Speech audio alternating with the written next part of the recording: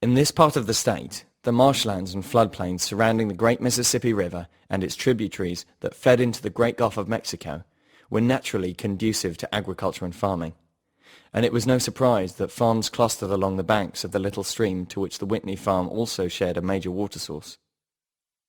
All of them had thrived in the past, and all promised to again in 1985. However, being in such close proximity to the transition plant, all would reap the rewards. There were few, and all would suffer the problems brought about, which were many. About 5 miles downstream from the Whitney farm was another agricultural plot. However, it didn't grow cotton like Scott Whitney's farm, which was an expensive luxury that, while hard to grow, was worth the effort. Tyler Beauford's farm grew great quantities of grain, which was a staple commodity always in demand. Sure, it was the least prestigious of crops, but what it lacked in prestige, it made up for in demand and ease of cultivation. But, again, Beaufort had found his water tainted in the weeks after the transition plant opened, and it wasn't a problem going away. He'd spoken to Scott Whitney about this before, and was eager to see if his fellow farmer had made any headway. The mud sloshed the wheels of the truck that bore down the solitary winding path to the Beaufort place. Tyler would soon be in possession of his answer. "Got anything good, Scotty?" the older man called out as Whitney clambered out of his cab and looked around. It had rained recently, and the ground was fresh with rainwater, and the air here had the tinge of recent precipitation of it, and it was something Scott Whitney loved. Looking around again, Scott noticed that the big cylindrical grain silos were not as full as he'd expected them to be. Sure, harvest time was a while ago, but, geez, he didn't expect the stocks to have been depleted that quickly. "No, Tyler, they left us off," Scott repeated what he'd told Brian, and he was as unhappy about it the second time. "No proof, no scientist reports, just a laugh and a kick up the ass," Beaufort hummed. "Shame, but I suppose we knew what we were getting into. Just those reports would be crippling to us both, I imagine." "Yeah," Scott hummed in agreement. Another awkward pause. "So then, what do you want to do?" "I can't get anything to get going to any serious extent, Scott. How about you? How you guys holding up?" "Not good. We're headed for trouble," Scott responded. True. By unlucky coincidence, his farm was closest to the transition plant, and duly received the lion's share of the contaminated water.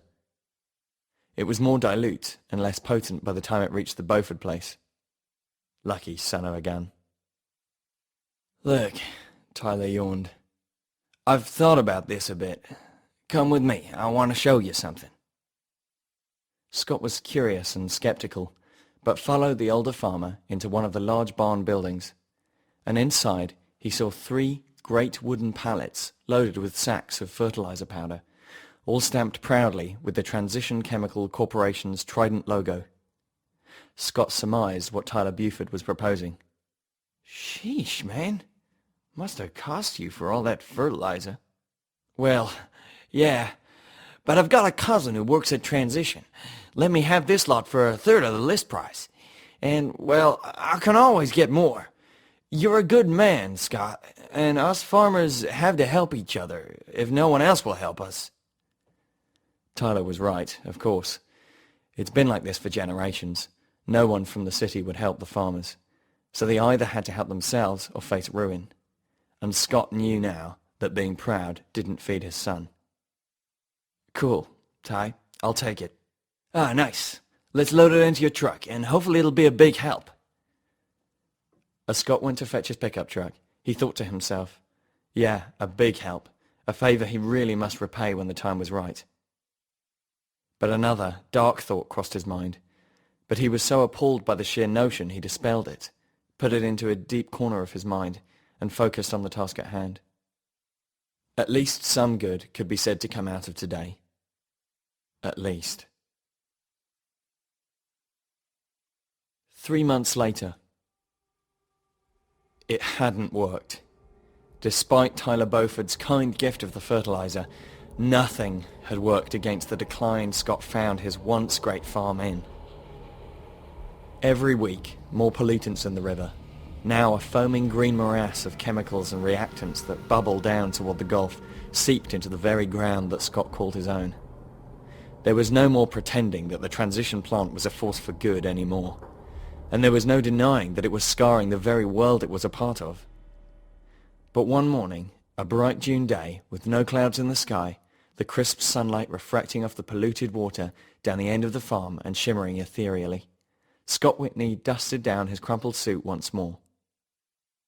He'd written letter after letter to radio stations, television studios, and the governor of the state himself, but again a few sympathetic replies were sent back, but nothing material.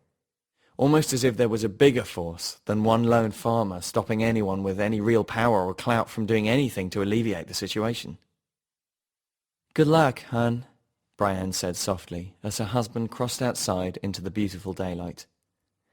In any other circumstance, it would be a perfect day, but for a desperate farmer, his land corrupted and useless, and his tether fraying at the end, it was anything but. Another day to somehow get through. "I'm not sure how long I'll be, sweetie," Scott murmured back. I'll try to call." She smiled back, bolstering his resolve. "You'll be fine." "Yeah," Scott sighed, kneeling. "I hope so." He turned to Elliot, his son, and embraced him. "I'll see you soon, kiddo." "Sure, Dad. Blast him!" His son, the epitome of the innocence of youth, squeaked back, more resolve restored. "All right," Scott said, taking a few steps toward his truck. "Here goes." And off he drove, with his little family waving him off for good luck, as he'd no doubt need it.